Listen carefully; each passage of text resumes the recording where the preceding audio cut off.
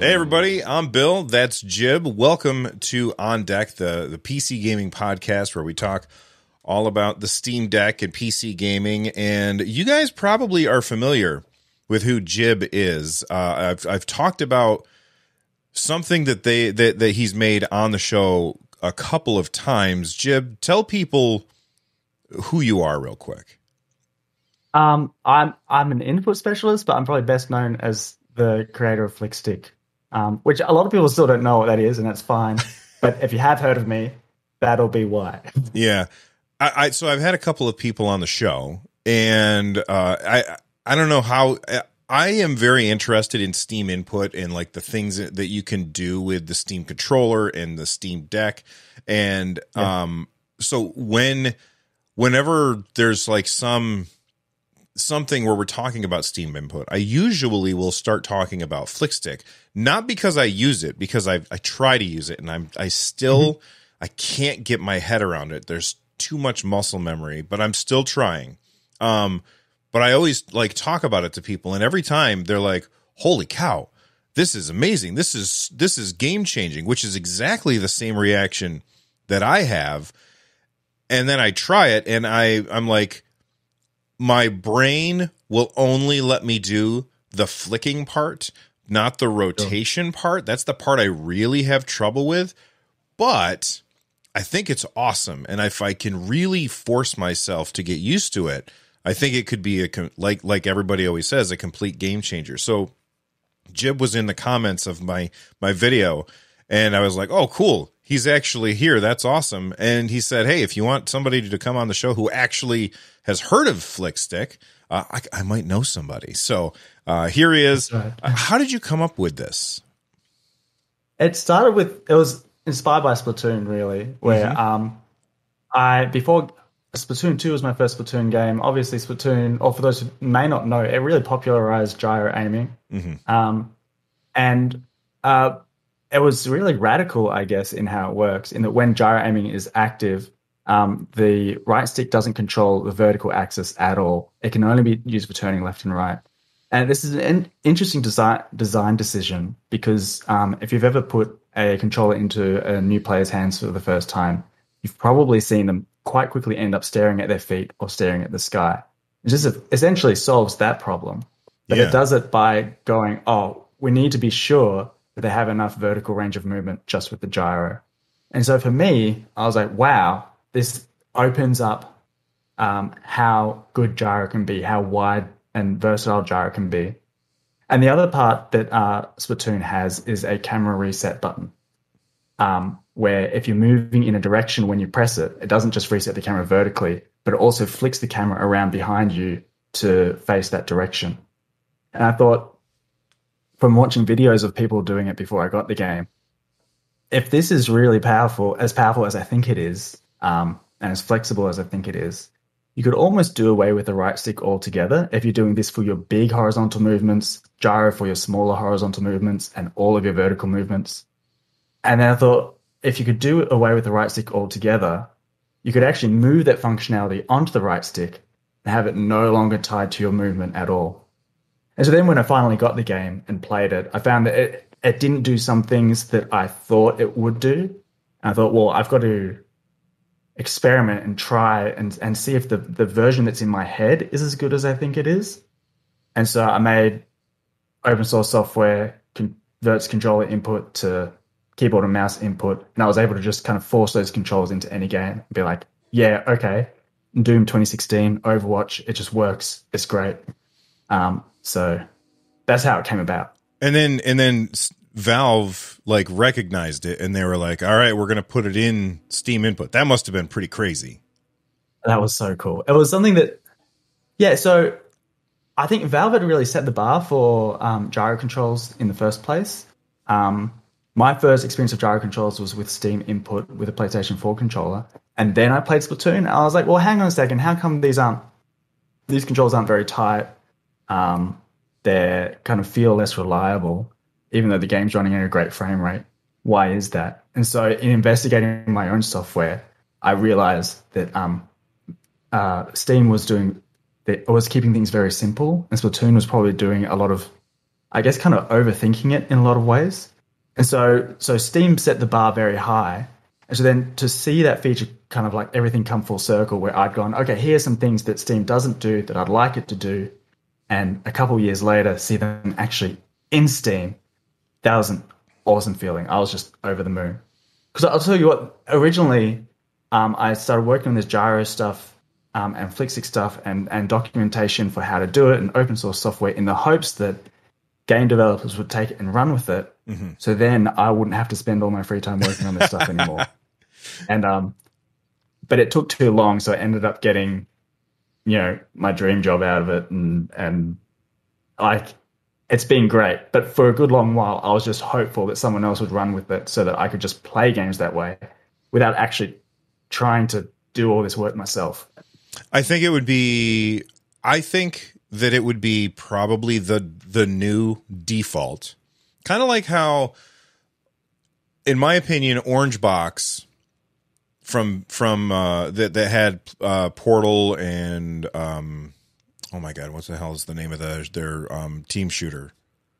Yeah, Team Fortress. Team Fortress, thank you. Team Fortress, and I feel like that kind of, for me, legitimized twins, like a controller shooting. I feel like if Microsoft would put a gyro in their controllers, then Flickstick would be the new iteration. And I don't think it'll ever take off until everybody's got gyro. Like, that's the one thing that I feel like everybody has to have before this can really take off, because too often developers will just say, oh, well, the Xbox doesn't have a gyro, so we can just ignore the gyro, and then now nobody gets to use the gyro. Like, I've been playing a lot of Overwatch 2 lately, and I've been playing on my PlayStation, which has the DualSense controller, and they just, Blizzard just completely ignored all of the coolness of the DualSense controller. They don't use any of the cool trigger stuff. They don't do any of the gyro stuff, and it was so frustrating to me because I love aiming with gyro. Yeah, sure. I know you do. And so for me, it was it's why I didn't get a PS4. I think PS4 was had a very strong run in its generation compared to the Xbox One, which it also did well. They're both great consoles with great games on them. But I think the PS4 really stood out, and the numbers, the sales kind of reflect that. But for me, I was like, look, these games look really cool, except aiming is sometimes important in them, and they don't have gyro controls. So why would I get a PS4 where I can just use a PS4 controller on PC? And so I didn't get a PS5 until I knew that my stuff was coming. I was working on Fortnite. I knew my stuff was coming into it, and I was like, this could be impactful. This could be the start of something different. So I'll get a PS5 optimistically. That's awesome. Anyway, thank you very much for making Flickstick. I'm going to keep plugging away and learning how to use it, because I can see the potential, and the biggest roadblock is me. Yeah, go ahead. When I had Flickstick working, for me, like, I really enjoyed it. For me, it wasn't like the be all and end all. The focus was still very much gyro, and it still is for me. But what I really was quite surprised to see when I shared Flickstick with other people, showed them what it's like, is it was almost like a bait and switch, where people who had written off motion controls because they're motion controls, so why would you ever try them, suddenly saw, well, hang on a second, Flickstick looks really interesting, and you need motion controls to do Flickstick. Okay, I'll give that a go. And some people pick it up quickly, some people persevere and pick it up, and some people bounce off it and never pick it up. Mm-hmm. But they stick with the motion controls, and they wouldn't have tried the motion controls on the merits of motion gyro controls on their own. They had only tried it because of Flickstick. So sometimes there's a bit of come for the Flickstick, stay for the gyro. And I really think gyro is the thing that's near universal. And we don't really have any data on how much easier or harder Flickstick is for really brand new players, because everyone has this muscle memory. Every gamer has this muscle memory that they're working against. Yeah, the gyro, I think, is really a key there. That's true. I will say that I think that, like you said, that people dismiss motion controls very quickly. And, thank you to the Nintendo Wii. the Nintendo Wii was an awesome console, but there were a lot of games where you're just like, shaking stuff around. Yeah. And like, as soon as you hear motion controls, that's what you think. You think of that stupid waggle that we were doing. Yeah, sure. And that's not what gyro aiming is. It's completely different. And people just need to get it out of their heads that's what it is. All right. Yeah, even with Breath of the Wild. Sorry, you keep going to continue. Go ahead. Well, so with Breath of the Wild, we talk about gyro controls. A lot of people were kind of converted by Breath of the Wild. It's a fantastic game. It uses them very situationally. Like, it's the ideal genre of game to learn gyro controls because you don't always have to aim. It's only when you pull out your bow or you go to throw a weapon. But there's also those, like, tilt the console to tilt the maze puzzles. And for some people, when you say Breath of the Wild gyro controls, they go, no, you're talking about tilt puzzles.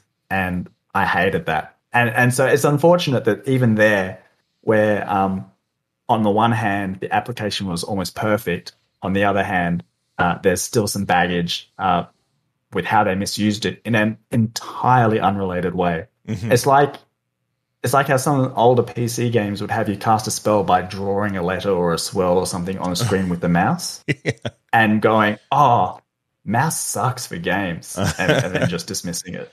That's absolutely perfect.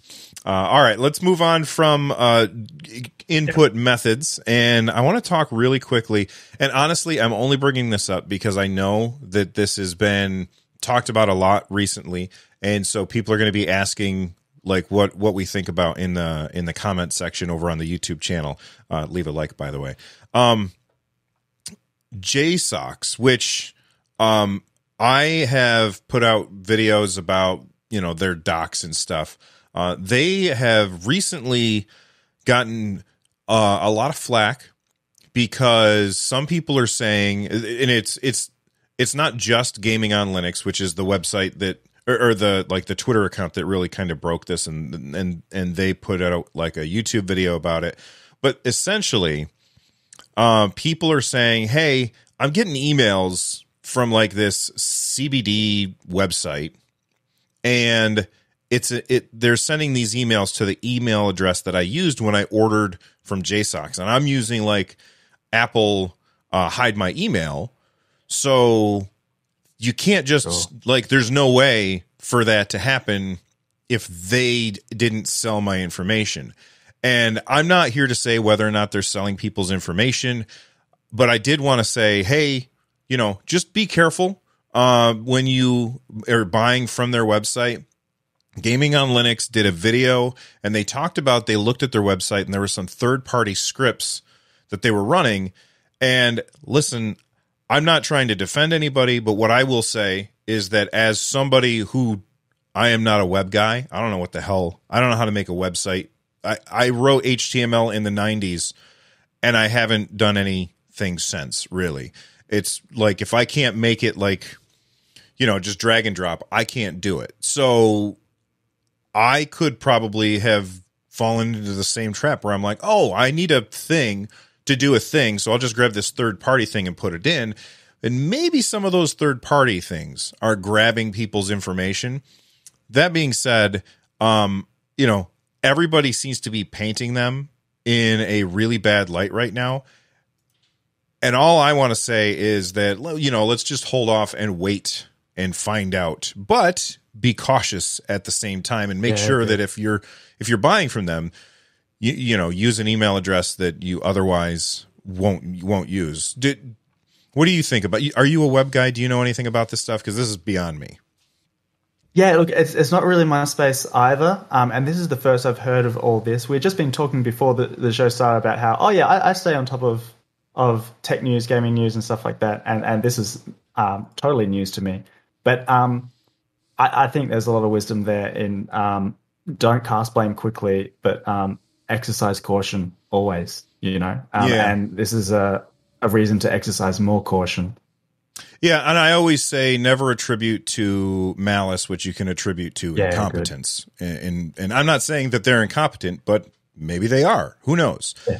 Anyway. Oops. Yeah. Yeah. Let's move on and talk about what games we've been playing this week. And I'm going to ask Jib in a second what games he's been playing this week. But before we do, I'm going to take a quick second to thank our sponsors. Real quick, I want to thank the sponsor for today's episode, and that is Basis. I cannot tell you the number of times that we've been out and about. Neither myself, my wife, or one of my kids needs something charged. Maybe it's a phone, maybe it's a tablet, maybe it's a Steam Deck. Whatever it is, battery banks are super useful. Now, this is the Basis 65-watt, 20,000 milliamp battery charger. It's got two USB-A ports, a USB-C port, and a USB micro port. This thing is the one that I bought with my own money before Basis reached out to me to sponsor a video. And I think that this thing is absolutely fantastic. However, my favorite is the Basis 100-watt, 20,000 milliamp hour charger. This is just like the smaller version. It weighs just a little bit more. It's wider and it's flatter. It's got a bigger screen on it, so it'll tell you not only how full it is, but how long it'll take you to fill it back up and how long it's going to take before it discharges. It has two USB-C ports and two USB-A ports, but the killer feature for this is that it charges at up to 100 watts, whereas the smaller one only goes up to 65 watts. Now, if you're charging, say, your Steam Deck, you don't have to worry about that because these will both charge the Steam Deck at the same rate. But if you're charging multiple things, which you can with both of these, I think that this one is going to have a little more bang for your buck. Of course, this one costs about $100 and this one costs about $65. There's links in the description down below. If you want to support the channel, support our sponsors. And a big thank you to Basis for supporting NerdNest. All right, and we are back. Jib, what games have you been playing this week, man? Look, I've been mostly on my PS5 this week, playing Deathloop. It's I've been holding off on playing it because I knew gyro controls were coming. And so once they got in there with Flickstick, so it has I've been Flickstick absolutely too? loving it. Yeah. Oh, okay. I consulted on it.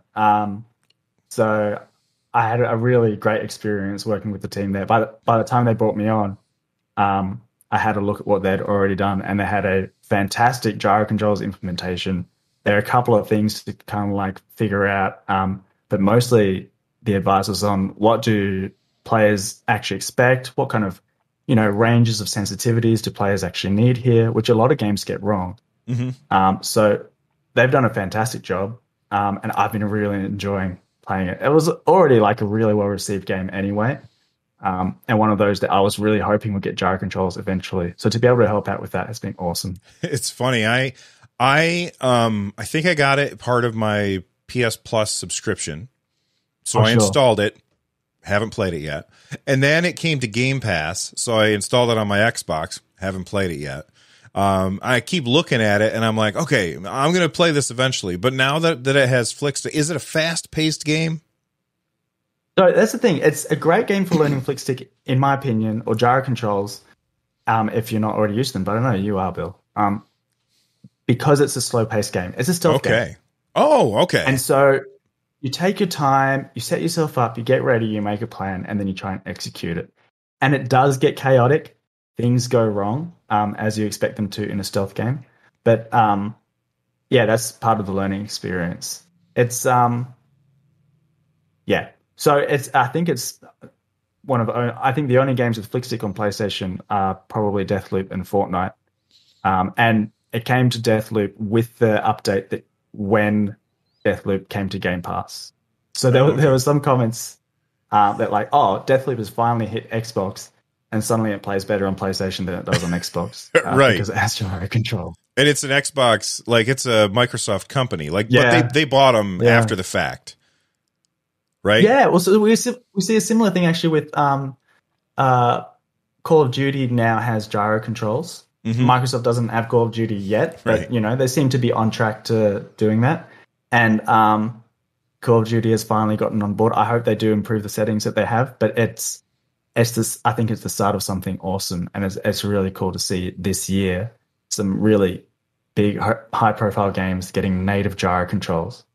But Steam users and Joy-Shock Mapper users and Rewild users and are already enjoying better gyro controls than most games natively provide just through the interfaces they have available to them.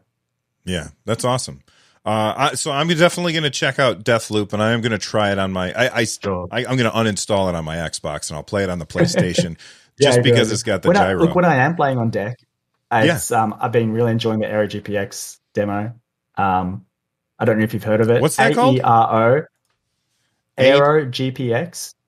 AERO. Okay, I can see it. What is this? Tell me about it. F-Zero? Spiritual successor to F-Zero. Look at this art. Doing awesome work. It's an absolute blast to play. Free demo. Works really well on the deck. Oh my God, I love the art for this. This is going to get added to my wish list instantaneously. I love this art style of that's cell shaded. A cell shaded F-Zero? Yes, please. Yeah. It's gorgeous. And it runs at like 150 FPS on my deck. And Nintendo won't give us a new F-Zero, so I guess we're just going to have to get Aero GPX instead. The planned release date is TBA, but there is a free download that you guys can check out right now. I'll make sure to add this to the show notes after the fact so that you guys can check it out. This looks fantastic. I can't wait to try this out. So how beefy is the demo? It's I think there are 4 tracks. I don't know if the demo's been updated very recently, but there are 4 tracks, and there's a lot of learning to do. I've found there's a lot of learning to do there. It's been a very long time since I've played F-Zero, and there are some cool things with the controls here as well that just make the steering really, really tight. It's just awesome. It's a blast. Yeah, I'm watching it right now, and it's like they're racing on the outside of a tube, and that takes me right back to my GameCube, playing F-Zero GX on there and racing on the outside of that tube instead of through the inside. Okay, this is going on my wish list. Thank you. Guys, if you don't watch the rest of the show, that right there is worth it. I have been playing on the Steam Deck Elder Scrolls Online. Last episode, I complained that I couldn't install it. That's the wrong window. I complained that I couldn't install it. And I finally was able to get it installed by changing the Proton version. This is really weird. Oh, wow. Because I would click on install, nothing at all would happen. And I complained about this last episode. And I had a bunch of people leave comments that were like, change the Proton. And that never occurred to me because I figured Proton is something that runs at execution. So like when I go to start the game, that's when the Proton compatibility layer kicks in, but apparently I was wrong about that. So I switched over to Proton Experimental and I was able to install it. And then I went in and I did the little command in order to trick it into, because you have to trick the game into recognizing your storage as storage on the Steam Deck because it's not made for Linux. Sure. So you trick it into that, and then I got it loaded up. I'm still kind of tweaking the settings to see like what's the best settings to play this game at on the Steam Deck. And right now I'm running it low and I still get like frame drops, but I haven't had tons of time with it yet. So I'm going to do a little more experimenting, and I'll probably talk about it on the next episode on once I get the frame rate dialed in so it's nice and stable. Yeah, sweet. I love that game. Have you ever played Elder Scrolls Online? No, I haven't. Look, it looks awesome. I've got to admit, I haven't even played Skyrim. Wow. I might be the only person in the world who hasn't. Probably. Yeah. Anyway, I do like Elder Scrolls games. I just feel like I don't have the time for them, which is a pity. Yeah, I can totally see that. Like, I believe I was talking to Epos Vox a couple episodes ago, and we talked about specifically the idea that big open world, hundreds of hour games tend to scare us away, and they don't grab our attention. MMOs are the exception for me because I'm talking to other people while I'm playing, and so it definitely, like, I'll have hundreds of hours in an MMO, You give me that same game as a single player game, and it'll scare me away, which is ridiculous. That's just something going on up there. But anyway, Elder Scrolls Online is really fun. It's always super cheap. Go ahead. What frame rate are you shooting for on the day? Well, I haven't made a decision yet on that. Right now, I'm trying to hit 60 because it's an older game. You know, like it ran on the PS4. I believe it was 30 frames per second on the PS4. And I played it on Stadia, and I have the PC. I played it on PC. I've played it a bunch of times. I bought it a bunch of times too. I want to hit 60 because like it feels really good, and it's a very action heavy combat. And I'd like to hit 60, but I could if I hit it at 40 and just locked it, I'd already be done, and I could probably have like medium settings or something like that. Yeah. But at the same time, I would like to.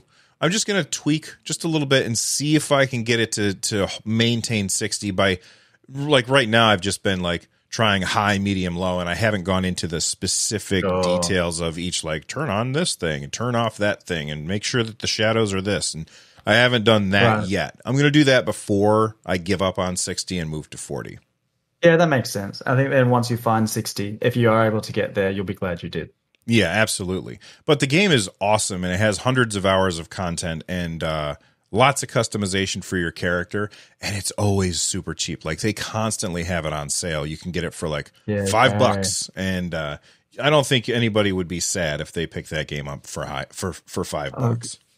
That's good to know. I might keep an eye out for a sale, and then just make sure it's actually in my library of games I haven't played yet. Yeah.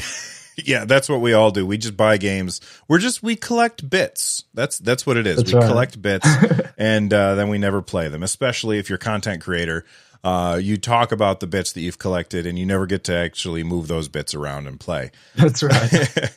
All right, let's move on to patch notes, and we've got some patch notes for the Steam Deck. There's a couple of things in here. Essentially, this is taking what we talked about last week and pushing it to the stable channel. So I don't have a whole lot new to talk about here. There's a lot of fixes on here. They did add left and right stick deflection as an option for gyro activation buttons. Stick deflection is no longer considered part of touch. Yep. So I still struggle to see why you would want to do that. And as somebody who is super into input, I'm curious if you can think of a reason why you would want to do this, because when I touch this, when I'm moving the stick, I mean, I'd have to put my thumb like underneath the stick in order to do it without touching the top. So I struggle to understand what's the point here. Yeah, gotcha. I think to me, especially with gyro activation, if stick deflection is affecting gyro activation, it's probably to disable gyro. Because even just a little bit of stick deflection, it messes with your camera. It's hard to aim with gyro while the stick is turning the camera as well. So sometimes people will use that as their gyro off button. Like at least while I'm correcting the camera, I can correct my controller without messing with the camera. Whereas that's the opposite of how you'd usually use the capacitive touch on the deck. Where you use that to activate gyro, especially if you're from a Steam controller background. So I think, to me, there's this idea that if you want one config to behave the same across different controllers, and even if they don't have the same kinds of features, I think if you have your control set up really nicely for the deck, and then it works counterintuitively on a DualShock 4, that'd be a pity. So that's my thinking behind it. But also just that they are slightly different things. What's the harm in letting players treat them slightly differently? And if we are open, often players will surprise us with what they can actually do with our controls. And so people may know that I originally got Flickstick and a lot of my own gyro algorithms working in an open source program called JoyShock Mapper, which I created. Someone else is running now.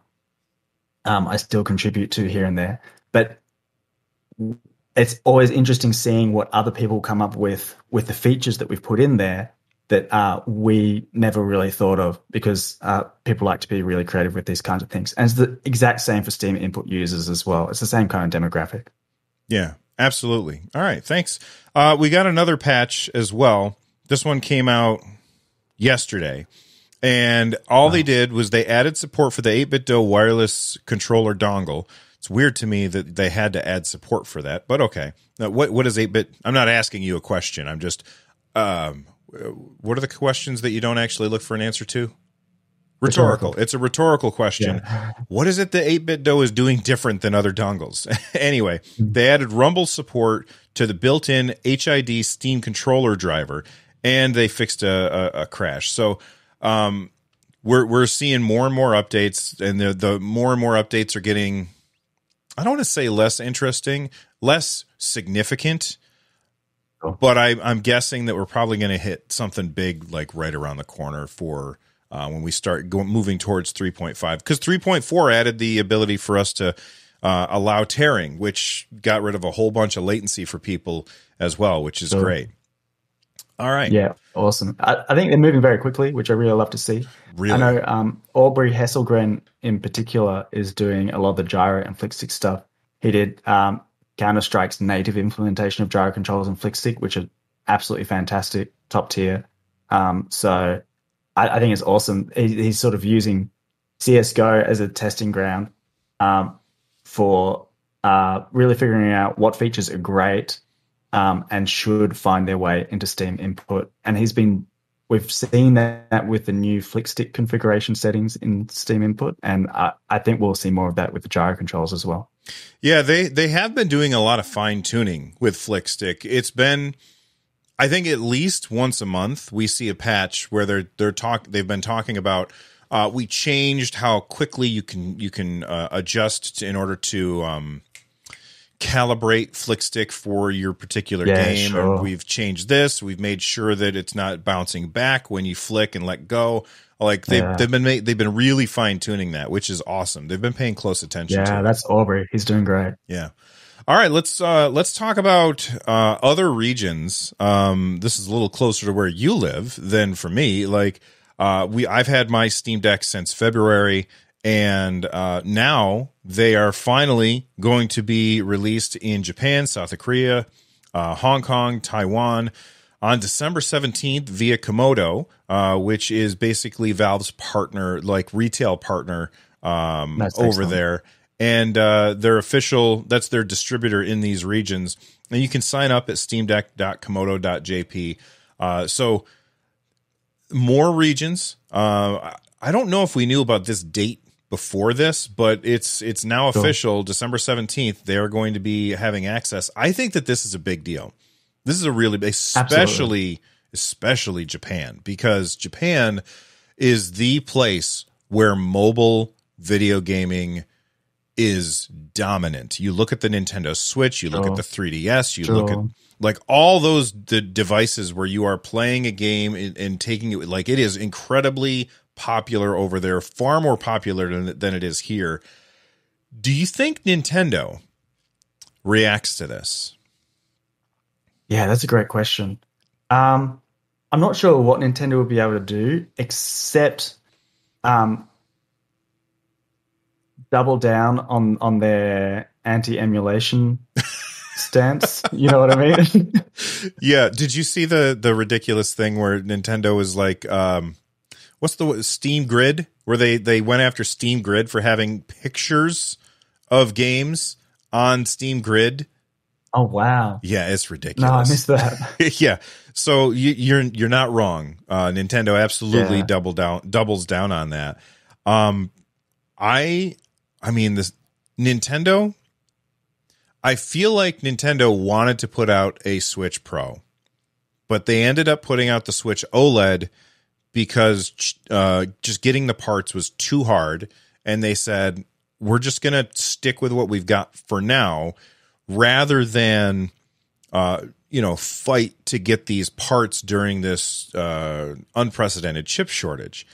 And now, Valve comes in like Thanos grabbing the glove and says, fine, I'll do it myself. And they put out a device that is exceedingly similar to the Switch, but far more powerful and more flexible.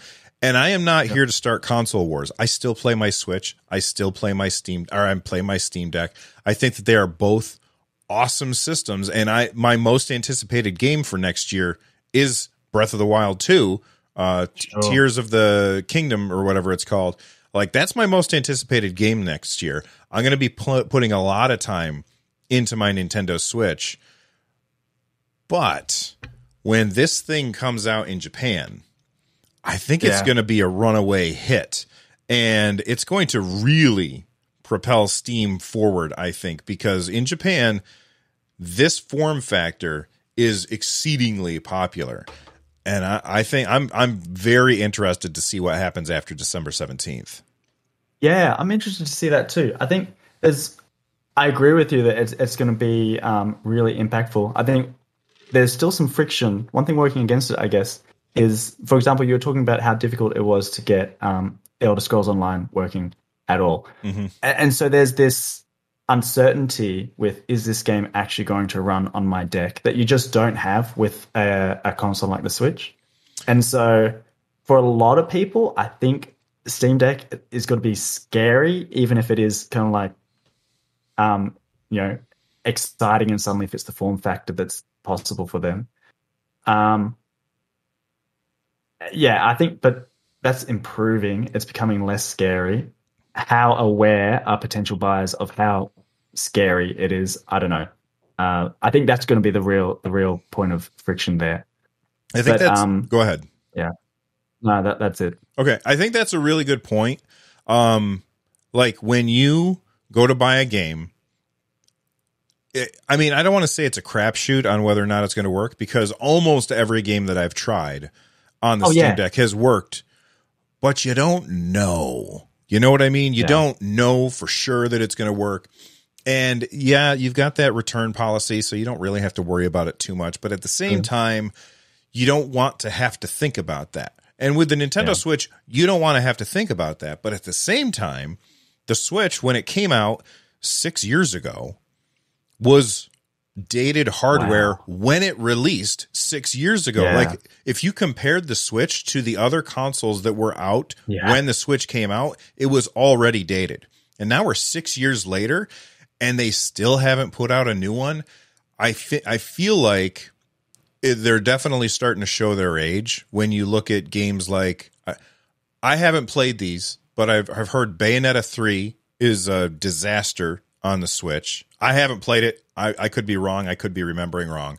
I know that I've heard that Pokemon, whatever the new ones are, is an absolute slideshow on the Switch. And there's definitely the conversation to be had. Is this because Nintendo's hardware is not very powerful, or is this because the companies are rushing their games? I think it's probably because the companies are rushing their games, because if you look at some other games that are on the Switch that are just beautiful and run flawlessly, and like that shows that it can be done if you take care, and Pokemon Company didn't have time to take care, I guess. But they also have buckets of money. Yeah, it's true. Look, even with third-party cross-platform titles, a lot of them just won't make it to Switch at all. Right. And that's probably the main reason for it. The ones that do will often perform much worse on Switch. They'll look okay, and they're really shooting for, like, if we can hit 30-ish FPS, let's get the best we can look with that. But a lot of these cross-platform, especially if they're multiplayer games, I want to be playing them at least 60. 60 is the only option on Switch. If you're not hitting that, I don't really want to play there, thanks. Yeah, and then you have the games where they're like, okay, we can't get this to run on the hardware, so we're going to do a cloud version, which is fine, but a cloud version, in my opinion, does not work when you are on a portable system. Yes, you can use GeForce Now or Xbox, whatever, on the Steam Deck. You can play Control on the Switch via the cloud.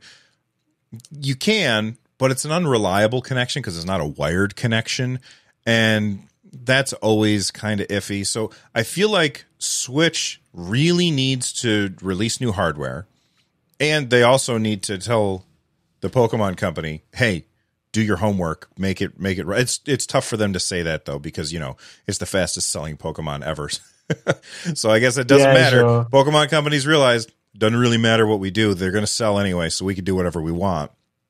But I'm very interested to see, A, does the Steam Deck sell well in Japan? B, does Nintendo react to it, which most of the time they just ignore everybody else and do their own thing. And I guess I have no C. All right. That's a great question. Nintendo's always had a really strong first-party lineup, and that's been, to me, the main selling point of a Nintendo system is like, I'm not going to get a Mario on any other system. I'm not going to get a Mario-like, sort of PS1, PS2 generation. They were similar in that genre. There were a lot of 3D platformers, for example, but nothing has really stood the test of time like the 3D Marios have, I'd say, as an example. And nothing really compares to a Zelda as well. And so that's the unique selling point to me. Nintendo still saw the need to really kind of carve out their own niche and found huge success with that. And now, as you're pointing out, Steam's like, that's a great niche for us, thanks, as well. And we have almost every game ever except Mario and Zelda, Yeah. And really, we kind of do have Mario and Zelda. So right, because they did that that ad that had the Yuzu emulator in the ad, and then they ended up taking it down because they were like, well, this might be a little too antagonistic. Man. All right. Well, speaking of lineups, Valve or On Deck tweeted out the lineup of the top 20 games in November. I'm curious, of these, any of these jump out as games that you've played on here? We've got Vampires. Do you have it in front of you?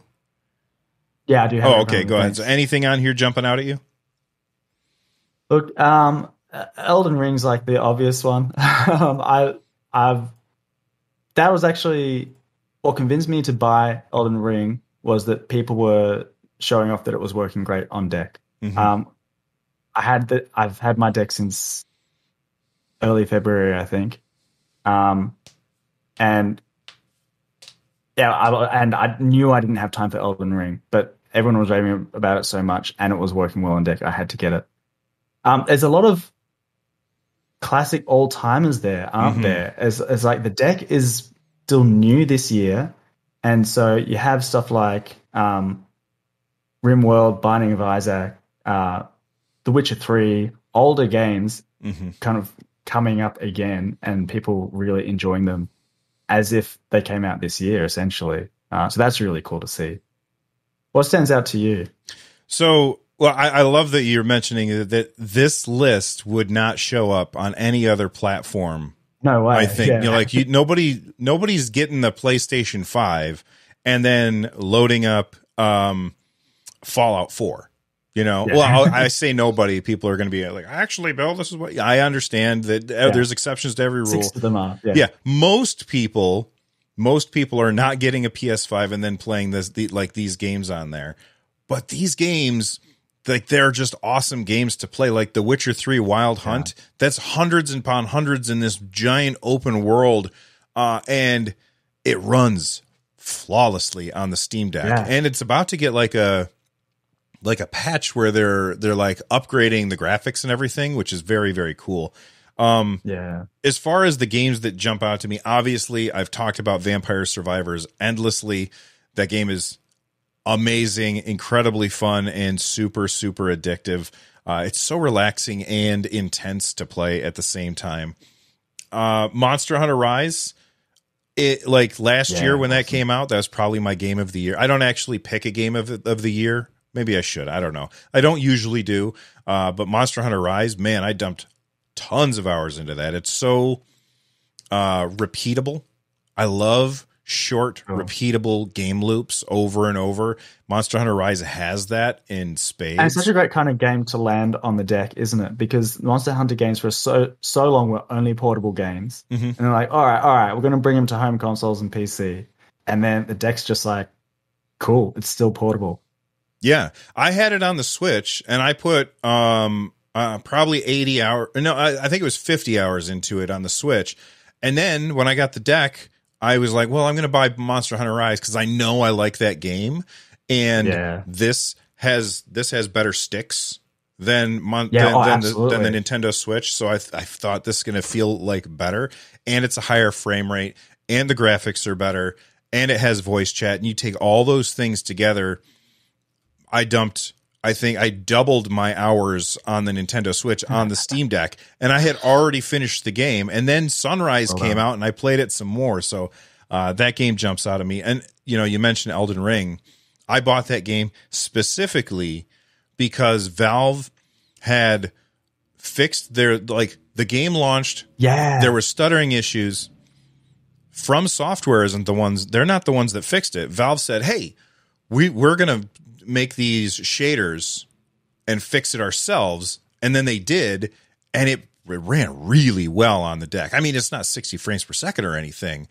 Right here, for a little while, it looked like deck was the best place to play it, apart maybe from the home consoles, just because of what Valve did there. So that's awesome. Yeah, that game is so fun. And we'll talk about it in a little bit when we talk about possible awards, although we're already at 45 minutes, so we'll have to go fast. The thing that stands out to me the most about this list is how diverse the games are. Sure. It's not just open world shooter with RPG mechanics. Like we've got Brotato on there. We've got Hades on there. You've got Fallout 4. You've got Slay the Spire, a card game. There's so many different genres represented here. And these are the top games, the top 20 games played in November 2022 by hours played.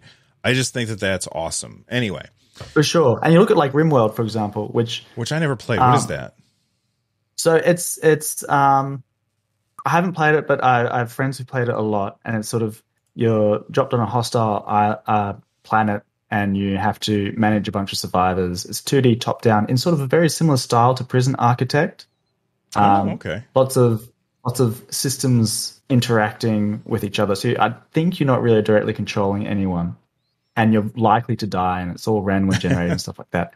And basically, it's the kind of game I'm sure you absolutely need a mouse for. And so it's the kind of game you wouldn't see on any console list.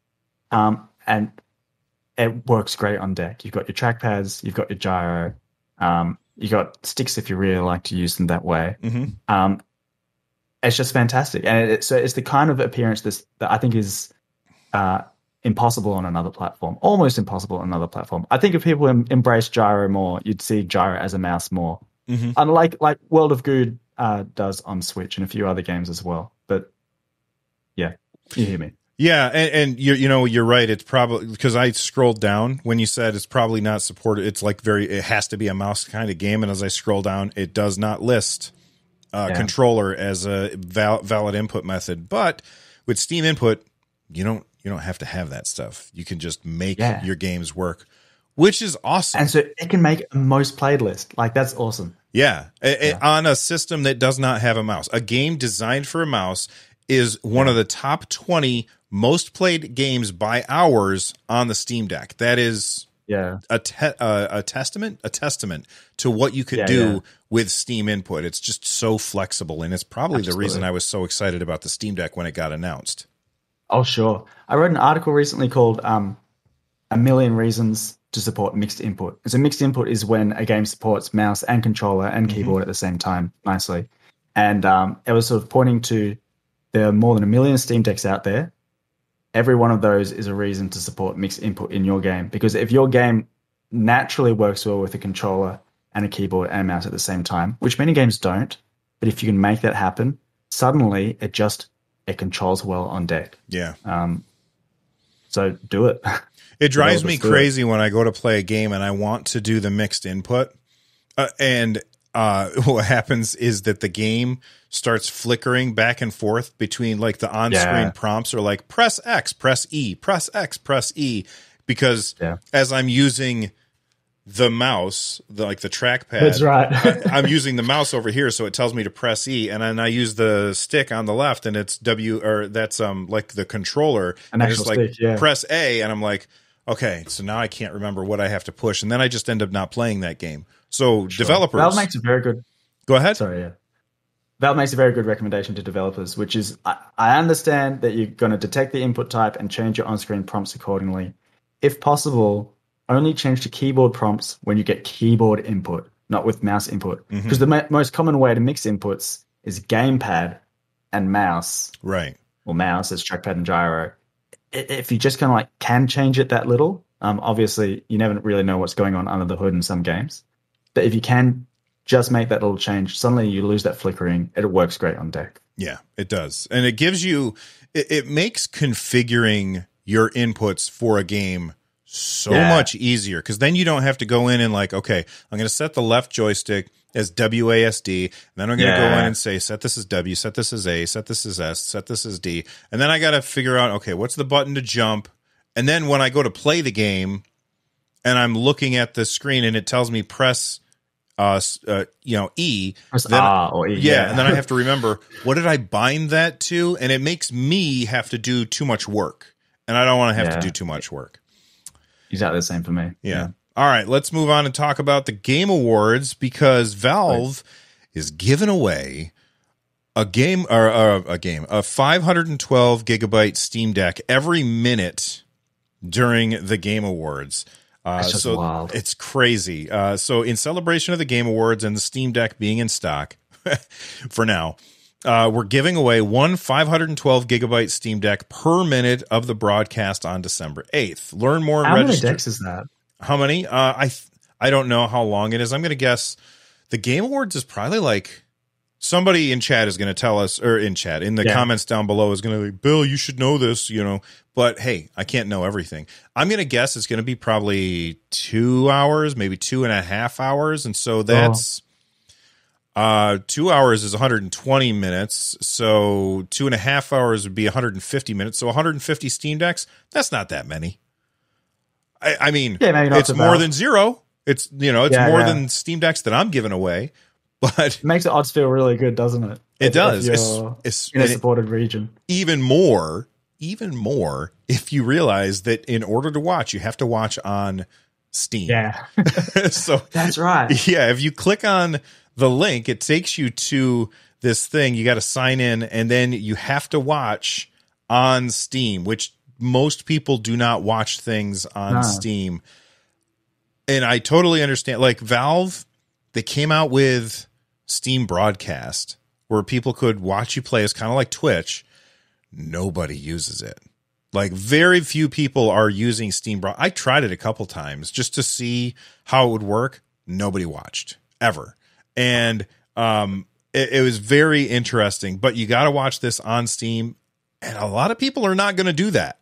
So that really increases your chances of winning this. So if you want a 512 Steam Deck, watch the Game Awards there. Speaking of the Game Awards, I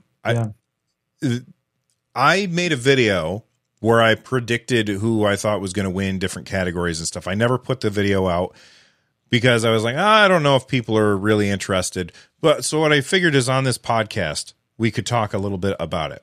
All right. So cool. I figured we'll go through not every category, because holy cannoli, there's a lot of categories, right? We can't go through every category, but let's just start with one of them, and we'll say best indie, which best indie, I can't find best indie. Oh, here it is. Best indie. Yeah. All right, so for best indie, we've got Cult of the Lamb, Neon White, Sifu, Stray, and Tunic. It's showing the ones that I clicked on already. So you can see that I think that Cult of the Lamb is the one that's going to win. Have you played any of these ones? I haven't, but I've watched most of them pretty closely. And so I was at the Australian Game Developer Awards a little earlier in the year, and obviously that's a smaller field. So most of these games weren't there. Cult of the Lamb was. and almost every time it was nominated for something, it scooped up the award. I think from how I've seen people talking about the game, from what I've watched of the game, I wouldn't be surprised. And its timing in the year as well, because to come out relatively close, for it to be recent in people's memory, helps. So that's where I put my money as well. I think I talked about that a little bit in the unpublished video where I said it's tough to bring out a game in like if you have a killer game and that game comes out in January, the chances of it actually taking home the award pretty low. I mean, it has to be spectacular in order for a game from the early part of the year to still have that top of mind to it at the end of the year. I do think that that's going to happen this year. I think I know what you're talking about too. Well, okay, we might as well talk about it. Game of the year. We've got Plague Tale Requiem, Elden Ring, God of War Ragnarok, Horizon Forbidden West. I forgot to put it on the screen. Stray and Xenoblade Chronicles 3. Of these games, I think that the only two options. I've heard nothing but wonderful things about Xenoblade Chronicles 3. Yeah. I haven't played it, but it doesn't get as much talk as God of War Ragnarok and Elden Ring. Yeah. I think God of War Ragnarok has an advantage because it just came out. And so there's been a lot of talk about it. But Elden Ring just took over the internet when that game came out. Absolutely. When was that? It was February, right? February or March? Maybe February, yeah. I think it was February when it came out. And because it came out right after Forbidden West, and it was the classic, because Breath of the Wild had stolen Zero Dawn's thunder, and then Elden Ring stole Forbidden West thunder. Aloy can't. You make great games. Aloy cannot like catch a break. It's rough. Yeah, feel bad for her, but I think Elden Ring's going to take it because it just everybody was talking about it nonstop. Are you with me there? Or you think maybe there's a chance for God of War? 100%. If they were close, then the recency would put God of War. But the way people talked about Elden Ring, I think I was going to say you almost have to. It sounds like an obligation if I put it like that. But what I really mean is that surely enough people are in agreement here, I think. Yeah, I don't like. I played I've never played Dark Souls 1. I never played Demon Souls. I never played Dark Souls 2. I bought Dark Souls 3 back when I used to stream on Twitch only because my audience asked me to play it. I played it like 3 or 4 times and I really didn't enjoy it. Cool. I only picked up Elden Ring because of the Steam Deck thing and I wanted to be able to talk about it. Yeah. And that game sucked me in. Like it grabbed my attention and held on really well. And I have a very short attention span. So that's a feat. My son played Elden Ring. I think he beat all but one boss on that game. Wow. Yeah, and he played it on his PlayStation, and I was playing it on my Steam Deck. But that's like everybody was really enjoying that game. People who like he usually plays shooters. Yeah. I usually play, whatever I usually play. It's a bunch of different stuff. But we both loved that game. It was fantastic. What a great game. And it's the kind of game that I guess for me makes you think, someone who's a very casual gamer or not really into video games generally, they'd bounce off this hard. They wouldn't really get into it. And I think it kind of proves that wrong. Mm-hmm. And so I would even use Elden Ring as a counterpoint to what I said earlier about the scariness and opaqueness of using a Steam Deck being a hindrance to its adoption in Japan. The reality is people will go out of their way to play difficult games. They'll go out of their way to play great games where they want to, and Elden Ring is proof of that. Yeah, absolutely. I absolutely agree with that. All right, we had some upcoming games to talk about, but we're already hitting the hour mark, so I think it's time to wrap it up. Jib, I need you to tell everybody all of the places that they can find your stuff, so that maybe they can learn more about Flickstick. Yeah, look, I mainly point people towards Twitter. It's at JibSmart. And my YouTube, which is linked to my Twitter, is JibSmart GD is my YouTube handle. Oh, thank you very much, because I'm JibSmart Game Dev. And yeah, keep an eye on what I'm doing, because I really like to talk about controls, not just about gyro controls and flick stick, but I do like to point developers to best practices. I've been writing some articles, like I mentioned, the mixed input one, ways to improve aim assist as well. So look, I'd love you to for folks to find me, reach out to me, keep an eye on what I'm doing. And also on most of those videos, there's an invite to the Gyro Gaming Discord. You don't have to, you can be using any software you want to be getting gyro controls into your games. It can be on Steam Deck, it can be Joystick Mapper. Maybe you don't like input remappers and you're just playing Splatoon and Fortnite and other games that natively have gyro. We'd love to have you there. It's growing and it's an awesome place to be. Before we go, I was just looking at the banner on top of your YouTube channel. It's got all these awesome controllers. First off, is that a real picture or is that photoshopped? That's that's a Blender render. I modeled those controllers. So if people who watch my videos will know, I have a 3D overlay that people keep asking me to release. I just haven't found the time to do it yet. But I used those models, put them in Blender, and thought it'd make for a good backdrop. It does. But the reason I ask is because, what's your favorite controller? Yeah, it's a great question. So look, the DualSense is wonderful. Some people don't like how the shape has changed since the DualShock 4. I like it, well, like equally, I guess, and I like the added weight of it. But my DualShock 4 has an official PlayStation back button attachment, and so that wins for me at the moment, because those back buttons are just wonderful. Are you going to pull the trigger, so to speak, on the really expensive DualSense Edge?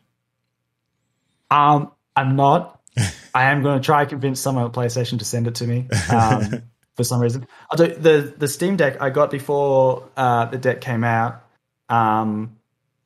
It was a thank you from Valve for Flickstick, which was really kind of them. They certainly didn't have to do that at all. But I just, maybe someone else wants to thank me for something. Maybe PlayStation wants to send me a really expensive controller. I wouldn't complain.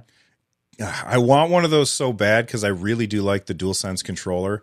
Yeah. But $200, and the same thing with the Microsoft one. Like, I've gone into the little make your own controller thing where you customize all the colors. I've gone into that 6 or 7 times, customize it, all the way, and then add it to the cart. I was like, all right, let's put the case in there, let's put the extra sticks in there, and all the little tweaky things. And then I'm like, this is stupid. Right? What the hell do I need this for? What would you say? Yeah. For work reasons, right? It's a business expense.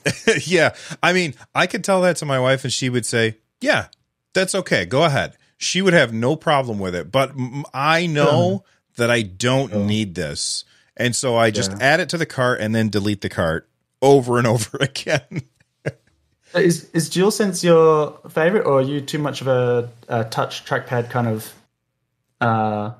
Steam Deck and Steam controller too good for you? So, if you know what I mean. No, I totally get what you mean. The Steam controller for a really long time was my favorite controller, in spite of the fact that I think that the face buttons are too small.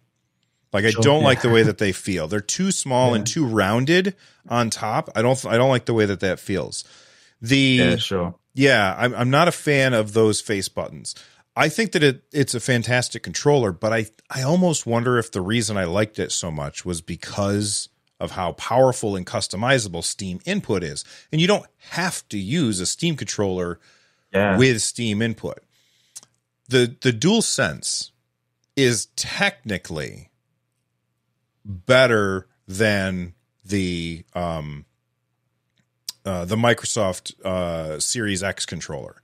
In my opinion, it's a better controller, but I prefer the Microsoft controller feel. I like the way it feels better, but it doesn't have gyro and the triggers are not as cool. But at the same time, because Microsoft doesn't have gyro, nobody supports it, because Microsoft doesn't have the fancy triggers that will give you the differentiated resistance, Yeah. nobody uses it. Like very few games support those features of the DualSense controller. So my favorite controller probably, I mean, is absolutely the Steam Deck right now, just because I have it. It has everything. Yeah, good. But if I'm just using a controller and not the Steam Deck, I think it's the Xbox controller is my favorite, even though it's not as good. Sure. All right. Yeah, no, I hear that. How do you like the Switch Pro controller? It's fine. The D-pad is garbage. Yeah, sure. Everybody always like freaks out when I say this, but the D-pad on the Joy-Cons, I love it. I love the D-pad on the Joy-Cons. The separated buttons is great. Thanks. Yeah. But okay, I'm on the same page as you there. Yeah, the Switch Pro controller I think is good, but the D-pad's not great. I love that it has gyro. And I love how big and wide and flat the face buttons are. Like I really like big, wide, flat face buttons. I'd say people underrate the Switch Pro controller. As gyro is excellent if you're using Steam Input or JoyShock Mapper. And I prefer that it has digital triggers instead of analog triggers. They're more responsive for shooters, which I'm usually playing. Mm-hmm. I prefer an analog trigger for a driving game. If you like the Xbox stick layout, that's what's on the Switch Pro controller as well. So I'm just going to throw that out there. But it's great. It is very good. I like the fact that the triggers, like, okay, it's got digital triggers, which is great, but you could just set up in a game so that any input would be an instantaneous, like any amount of pressure on that would be an instantaneous fire of that trigger, which would be perfect for shooters. But then you have to have some other controller for playing a racing game, like you were saying. I just want to use one thing. And I absolutely can't stand it that all of the different controllers all have different layouts for the buttons. That drives me bananas. But I've talked about that extensively. Anyway, we're going long, so I'm going to wrap it up. Yeah, but Jib, thank you so much for coming on the show. And Thanks so much for having me. If you guys have not checked out his videos, listen, you've heard me talk about Flickstick before. I've done a bad job explaining what it is. So watch his videos so that you can see how it actually works. And if you use Flickstick, let us know in the comments section down below what you think of it, and what kind of things do you use it for. Anyway, Jib, thank you so much for hanging out with me, man. I really do appreciate it. I hope you have an awesome day. Stay rad, everybody. Thank you. I had a great chat with you, Bill. Absolutely. Cheers. Bye.